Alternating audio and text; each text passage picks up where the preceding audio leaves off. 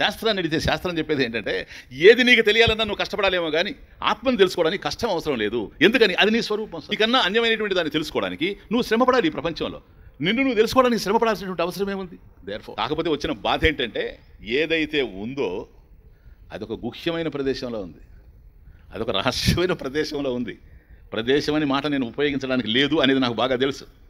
అర్థం కావడం కోసం చెప్తున్నాను, సుఖావబోధార్థం. కనుక ఏదో ఒక ప్రదేశంలో ఉంది. ఎక్కడుంది అని అంటే జనరల్గా మనిషి ఎక్కడైతే వెతకడో అక్కడ ఉంది. ఏదైనా కావాలి అని అనుకున్నప్పుడు మనిషి ప్రపంచంలో వెతుకుతాడు. ఏదైనా పొందాలి అనుకున్నప్పుడు ఈ ప్రపంచంలో అన్వేషణ కొనసాగిస్తాడు. ఎందుకని? తనకు లేదనుకుంటున్నాడు కనుక.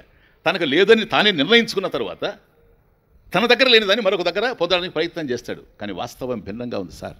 వాస్తవం భిన్నంగా ఉంది. ఏంటిది? తాను ఏదైతే వెతుకుతున్నాడో అది తానే.